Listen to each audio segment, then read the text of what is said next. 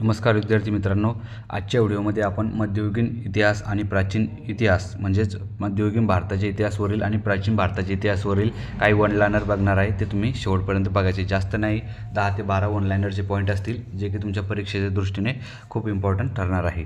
बघा या ठिकाणी पहिला वन लायनर आहे, सुमेरियन इतिहासात बघा सुमेरियन जे साहित्य होतं त्या साहित्यात हडप्पा संस्कृतीला काय नाव देण्यात आलेलं होतं। सुमेरियन साहित्यात हडप्पा संस्कृतीला मिल्वा हे नाव देण्यात आलेलं होतं। कोणतं रे? मिल्वा हे नाव देण्यात आलेलं होतं।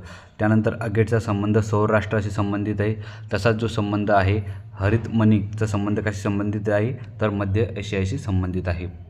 त्यानंतर नेक्स्ट पॉईंट बघा, इंद्रदेवाचा संबंध पर्जन्यदेव, इंद्राचा संबंध पर्जन्यदेव तर सोमचा संबंध वनस्पतीचा देव, म्हणजे इंद्र हा पर्जन्यदेव आहे तर सोम हा वनस्पतीचा देव आहे। त्यानंतर नेक्स्ट पॉईंट बघा, पहिली बौद्ध परिषद राजगृह या ठिकाणी झालेली होती, बरोबर। आणि जी दुसरी बौद्ध परिषद आहे ती कुठे झाली होती? वैशाली या ठिकाणी। म्हणजे पहिली बौद्ध परिषद जी आहे ती राजगृह या ठिकाणी भरली होती, दुसरी बौद्ध परिषद जी आहे ती वैशाली या ठिकाणी भरली होती, आणि तिसरी जी बौद्ध परिषद आहे ती पाटलीपुत्र या ठिकाणी भरलेली होती, आणि चौथी जी बौद्ध परिषद आहे ती कनिष्क कुंडलवन म्हणजेच या ठिकाणी काश्मीरच्या या ठिकाणी भरली होती, कुंडलवन या ठिकाणी। त्यानंतर मौर्याची जी राजधानी होती त्या राजधानीचं ठिकाण कोणतं होतं तर मौर्याची जी राजधानी होती तिचं ठिकाण होतं पाटलीपुत्र। काय होतं रे? पाटलीपुत्र, हे लक्षात ठेवायचं आहे।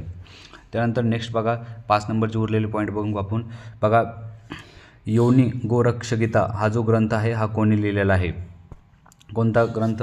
योनी गोरक्षगीता हा जो ग्रंथ आहे हा कोणी लिहिलेला आहे तर गोरक्षनाथ यांनी लिहिलेला आहे। गोरक्षनाथ यांनी हा ग्रंथ लिहिलेला आहे, कोणता? योनी गोरक्षगीता। त्यानंतर नेक्स्ट आहे, शीख धर्माच्या ग्रंथात संत नामदेवांचे 61 अभंग समाविष्ट केलेले आहे। किती रे? 61 अभंग शीख धर्माच्या कोणत्या ग्रंथात संत नामदेवांचे 61 ग्रंथ जे अभंग जे आहे हे समाविष्ट केलेले आहे। जर शीख धर्माचा जो पवित्र ग्रंथ आहे गुरु ग्रंथ साहेब या ग्रंथामध्ये संत नामदेवांचे जे 61 प्रकारचे अभंग आहे ते समाविष्ट करण्यात आलेले आहे। त्यानंतर नेक्स्ट बघा, कुतुबुद्दीन 8 नंबरचा पॉईंट हा, कुतुबुद्दीन ऐबकच्या दरबारातील हसन निजामी याने कोणते ग्रंथ लिहिलेले होते? बघा कुतुबुद्दीन ऐबकच्या दरबारातील जो हसन निजामी होता याने काही ग्रंथ लिहिले होता, तर त्यापैकी एका ग्रंथाचं नाव आहे काय? त्या ग्रंथाचं नाव लाज उल मशीर आणि तारिक ई मुबारक, म्हणजे 2 प्रकारचे ग्रंथ लिहिलेले त्यांनी, लाज उल मशीर आणि एक तारिक ई मुबारक।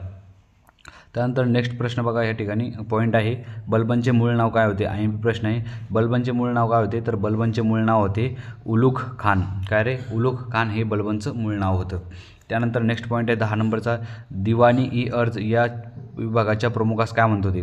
दिवान ई अर्ज या विभागाच्या प्रमुखास काय नाव होते तर आरिश ई मालिक। बघा दिवान ई अर्जचा जो विभाग होता आणि त्या विभागाच्या प्रमुखाचं नाव काय होतं?